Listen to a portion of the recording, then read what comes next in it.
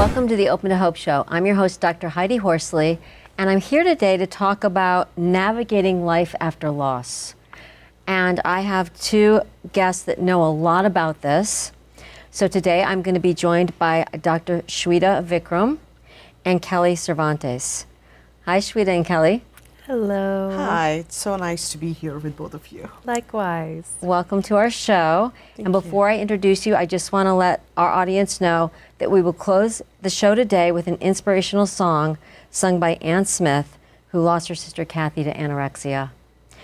So, Dr. Sweta and Kelly, I put you here together today on purpose because you both have had very significant losses in your lives, and you've both written these phenomenal books, which I'll talk a little bit about in a minute, and there's some similarities to them, just in the idea of how do we navigate losses? How do we, ever find hope again? And I know that, Kelly, you lost your little girl to epilepsy when she was almost 4, right? Yeah, just 5 days before her 4th birthday. Okay. Thank you. Yeah, and Sweta, you lost both of your parents. Yes. And your father-in-law. And I know your father-in-law and your father died relatively close together. Within 2 days of each other, unexpectedly. Wow. Yeah. So we will be talking about that in a minute. Let me introduce you both also. So Dr. Sweta Vikram. Sweta, in the span of 3 days, as you said, you lost your father and father-in-law, and this was 9 years after the death of your mother. Sweta is the best-selling author of 14 books, including her latest, which is right here, The Loss That Binds Us, 108 Tips on Coping with Grief and Loss. She has appeared on NBC, NPR, and in an Ayurveda documentary, as well as other things. You've done more than that. That's just a little bit. Sweta was voted as one of the most influential Asians of our time. And you were the winner of the Voices of the Year award. So welcome to our show today. Thank you. And next to you is Kelly Cervantes. Kelly's daughter died just before her 4th birthday of epilepsy. Kelly wrote the USA Today best-selling book, Normal Broken, the grief companion for when it's time to heal, but you're not sure you want to. Kelly has been published in the Chicago Tribune, Cosmopolitan, and Fortune. She has been featured on MSNBC, the New York Times, and CNN, among others. And a fun fact, Kelly, is that your husband Miguel was the star in the play Hamilton on Broadway. He was, yes, just stepped down in January. Wow, I love that. So I want to ask you both, I'm looking at your books here. We have The Loss That Binds Us, 108 Tips on Coping with Grief and Loss, and Normal Broken, the grief companion for when it's time to heal, but you're not sure you want to. So both of you have had very significant losses in your life, and I'm wondering how you even started to put your lives back together after these deaths. Sweta, do you want to start? We lost my mom May of 2014. 9 years later, few days shy of her death anniversaries when we lose my dad, followed by my father-in-law. So we are doing rites for one, funeral for the other, puja for the other, and at that point, and this is between 2 different cities, so Ubering up and down between the 2 cities in India, and in that moment, you're just in doer mode. You do what's needed to be done, but also recognizing, and as writers, we do that. We're intuitive, we're instinctive. The hierarchy of relationships in my family is very different. My parents are gone. It's just me and my brother. Versus my in-law side, my mom-in-law is still there. So how you grieve changes. There's this grief comparison, grief hierarchy, and whose grief matters more. So I was like, I'm in the doer mode. Let me just do what needs to be done to make sure our families are safe and fine. And I'll process my grief when I have the space when I come back to New York. So that was my approach, because I was like, when my mom passed away, I was more reactive. I was also younger, in my 30s, so saying more things about this is being protective of my dad. In this case, no, I just need to be protective of my mental peace, our legacies, and our families. The rest of it, I'll deal with later. So Sweta, it sounds like what you did is you had to compartmentalize and kind of put your grief on hold and on a shelf initially. Absolutely. And it was just not because I was trying to be mature. That was the only way I knew how to. I was in survival mode. And also, like, it was so important to me to make sure my mom-in-law was okay, my husband, my brother, or, you know, their partners, all of them were okay. And just, like, the memory, you know, the sanctity of my father's memories, like my father-in-law, what he was known for, who he was, all of that needed to be never tarnished. So what I needed, I put it on the shelf. It was all about what I needed to do from my perspective. No one asked me to just make sure others were okay. I was going to say, it sounds like you were taking care of family members. Yes. Now, how did your mother die? Oh, out of nowhere. It was very much like my dad, unexpected. She and dad were headed to a vacation. We get a call, she's not feeling well, she's in the hospital. My brother lives in Singapore. He and his family arrived in New Delhi. We got the flight midway through the air, and this is just for anyone who believes in science, that there was like this big flash of light somewhere over Russia in those days. And I looked at the watch, and when we landed in Delhi, you know, my brother was at the airport. And when I looked at him instead, like my cousins weren't there, it was my brother. And first thing I asked him was what time. And it was the exact same time when I saw that little flash. Wow. And yeah, she was gone. So I didn't even get to say a goodbye to her. So I realized how angry I was at loss of control of everything. But then, you know, in reflection, in retrospect, like, that anger only hurt me. The anger is justified. But so this time around, unfortunately, because I'd had that experience, I'd had many years of meditation and yoga and mindful living under my belt, I was like, I'm going to walk the talk and talk the walk. Okay, so we're gonna come back to that, because that will be very interesting to hear how you did that. Sure. And Kelly, what about you? It took me a very long time to even come to a place that I wanted to heal, that I was choosing to heal. After my daughter passed away, you know, there was a big celebration of life, and family came in from out of town, and then everyone was gone, and I became terrified of what life would look like if we just stopped, if I allowed myself the space to grieve. So I didn't. I just kept going. Everything that was on the calendar, I just kept doing it. And I'm sure to people outside of the situation, I must have looked crazy. Like, your daughter just died and you're gonna go fly to Vegas and accept an award for your blog? Like, who does that? I did that because I didn't know what else to do, because I was terrified of what if I stopped, that I wouldn't be able to get up again. And Adelaide passed in October of 2019. By March, we were in a pandemic and my life was forced to stop. And so, as awful as the pandemic was for the millions of lives that we lost, for my immediate family, there was this bittersweetness where we were forced to stop. We were forced to grieve. We were forced to come together and really address our experiences and our feelings and the disparity in our feelings, because my husband and I were grieving wildly differently. Our son was only 7 at the time, and you know, he's sort of caught in the middle of all of this, and also grieving, but trying to be strong for us and not wanting, you know, and protect me in particular. And I did not do an awesome job. I don't know that anyone does. I think in that first year, it is surviving, and that is the goal. That's what I'm hearing, some similarities between both of you.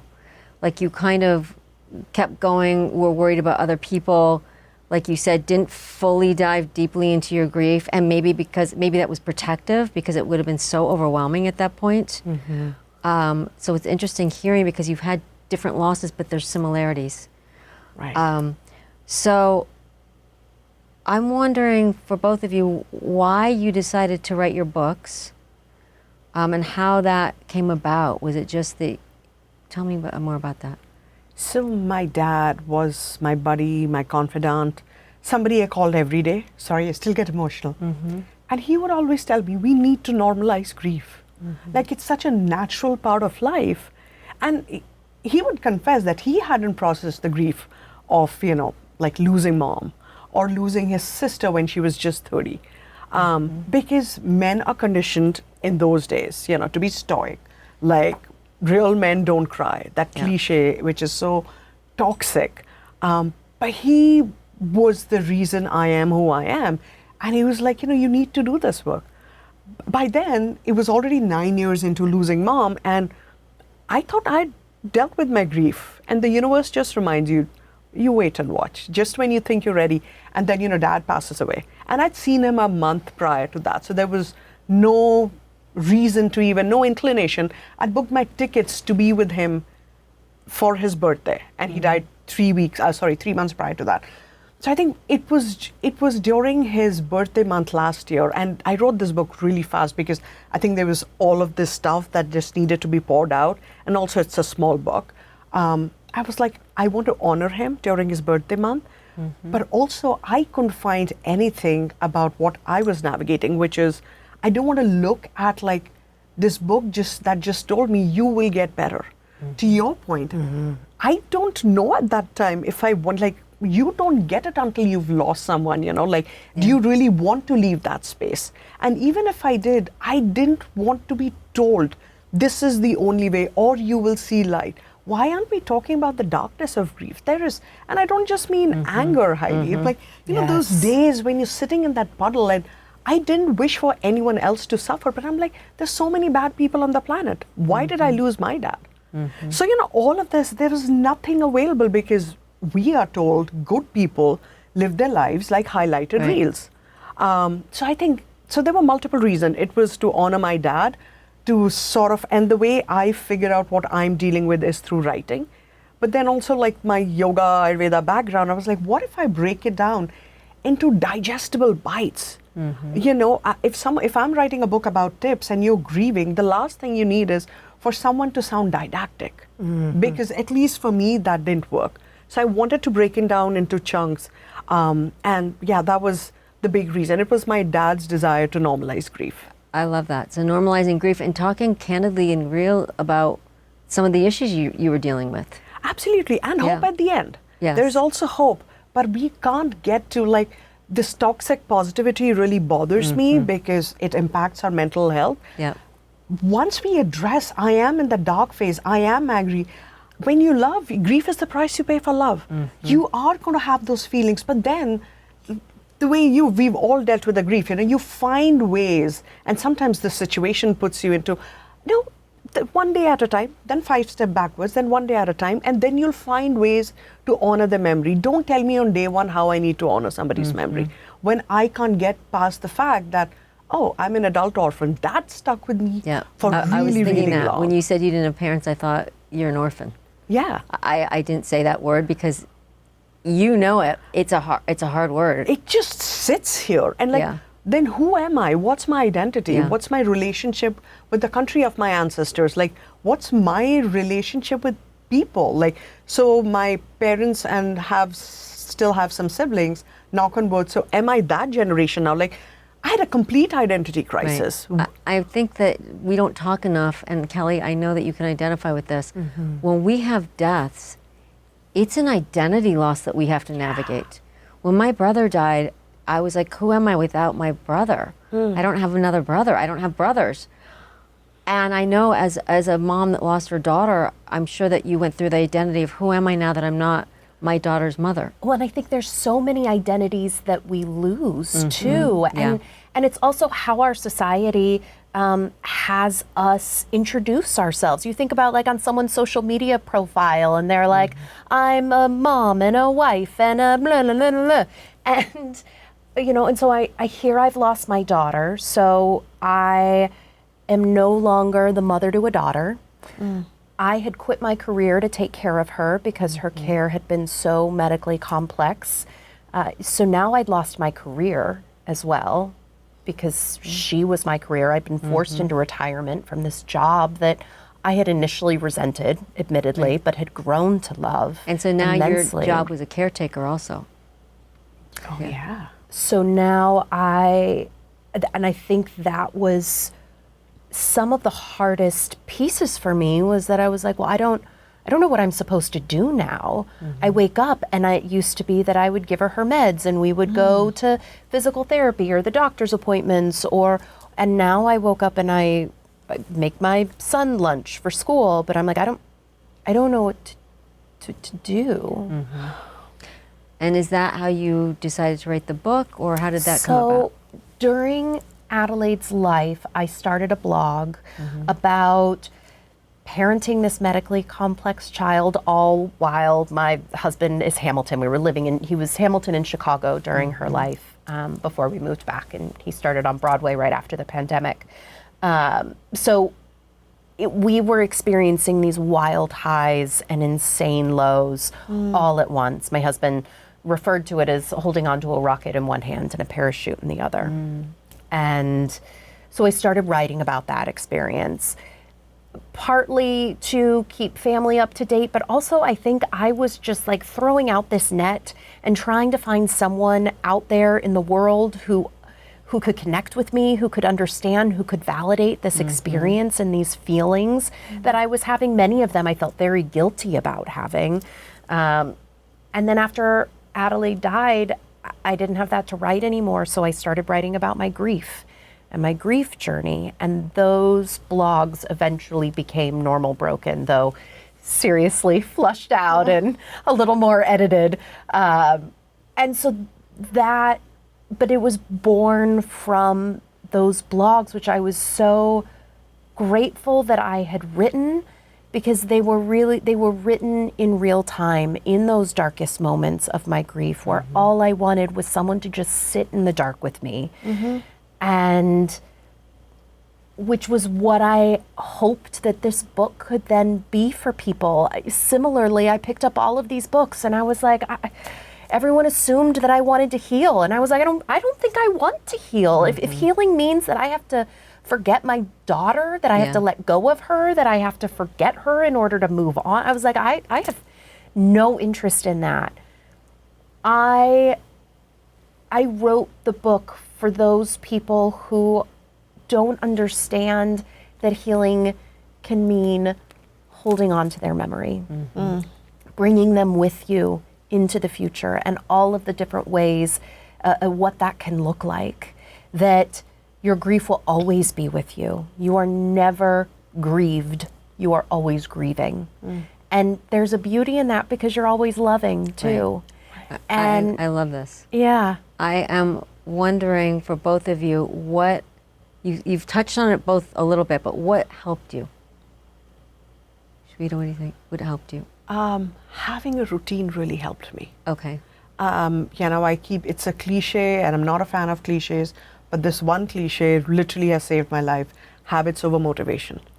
I didn't ask myself if I wanted to do something, I just did it. So I was a caregiver for my dad, and it was something that I did out of choice. He never asked for it, and it was fun because he lived in a senior living, and I went there and I just hung out with his buddies. Food was right, it was great. And then I would go see my in-laws in another city 3 hours away. So every quarter I was back in India for, towards the end of the pandemic. So it's, I'm sorry, I'm tongue-tied right now. Well, I know you said yoga. Yeah, so I think, so even while I was there and I was shuttling between the two countries, two different cultures, and I was still working a day job, which meant it was nighttime in India when I would log into work, I realized what kept me centered was yoga. What kept me going was meditation, some level of movement, because when mom died, I tried the wine route. It didn't help me. Like, it's not like, oh, I've always been doing this. I was like, it's not working. It's just making me more agitated, right? So with that, I realized, but even when I was doing this bicontinental living, what kept me centered, what helped me to show up the way he would have needed me, or the way I needed to show up as beyond just a daughter or a person, as a wife, as a friend, as a daughter-in-law, as a sister, was these practices. And so I had a yoga mat, and it's like fresh breeze in the balcony, you're doing yoga, but it also felt like I was taking care of myself. Because also what you said, it's the guilt, right? So my dad would always say, you turning away these opportunities, and I feel like, I want you here, you're my daughter, but like, you need to be back home because you're turning away these opportunities. And I would always tell him, what's mine will always be mine. If not today, 5 years later. But as a parent, he was like, no, I want you to go do what you need to do. So I think in everything, I always found that mindfulness, that stillness. I wasn't a still person up until my mom died. I was 5 parties, 4 events. I was that person. And I don't think I was consciously trying to run away from it. It was just the New York vibe mixed with Indian blood, mixed with my overachieving personality. Yeah. But it was like, then when I started to slow down, I'm like, when you're slowing down, you're also more cognizant of what you need, how to show up for others. And I think even in my book, that's what I share with people. Like, yeah, when it's just happened, if you want to be just on the couch in your sweatpants, so be it. You're the only one who know when it's becoming too much. You know, when today you don't have to run a 5K, when you need to just walk 10 steps, then walk 10 minutes. You want to eat an entire cake because you're really sad, you should do it. No one should judge you for it. But then what you eat will impact how you feel, so also be aware of that. So even starting those conversations from a place of compassion and experience versus non-judgment has been very helpful. I like this. And for you, Kelly, what has helped? What really kickstarted my healing journey was attending a grief retreat, which was not something that I thought was going to be my cup of tea. And I had never done group therapy. In fact, I might have had a couple of glasses of wine when I signed up and woke up the next morning and thought, oh crap, what did drunk Kelly do last night?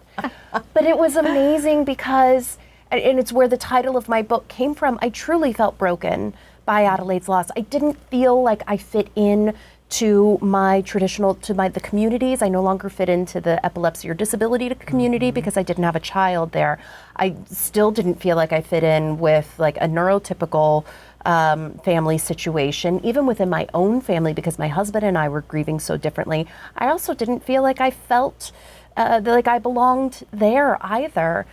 But in attending this retreat with these other women who had all lost children, my brokenness was normal. And I was able, you know, the last night that we were all together, one of the retreat leaders brings out a speaker and starts playing Backstreet Boys and Belle Biv DeVoe, and we're all dancing. And it was one of the first times, I know for many of us, that we had felt comfortable sort of just letting go of our, not letting go of our grief, but letting go of what people thought about us. I was always so afraid that if someone saw me smiling or laughing, that they would think I was over my grief. Or if, you know, but with these women, I knew that they got it, that they understood, and realizing that I'm just not that special, that this experience that I am going through is not unique to me, was incredibly grounding, and it allowed me to make a choice to begin healing because this was a very normal process. I love this. You both are really inspirational, and I love, there's so much similarity, there's difference and similarity in how you've healed and how you found hope. And we've got to wrap up, but quickly give me the name of your books. For everyone out there listening, please go get these books. The Loss That Binds Us. Very good. And Normal Broken. Thank you so much for being on our show today. And we always say, if you've lost hope, please lean on ours until you find your own, and God bless. That we will close the show today with an inspirational song sung by Ann Smith. Until next time when you think of me, may your heart be light and your spirit free.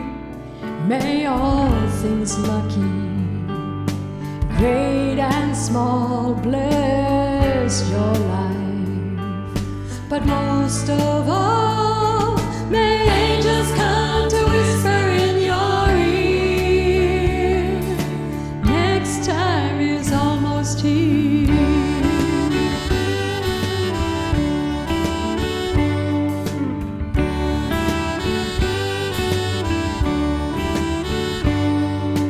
Until next time, may you trust in fate. You know good things always come to those who wait. just like the ocean reaches for the shore. My thoughts can touch you, just like before, until next time is written in the sand. I know you'll understand.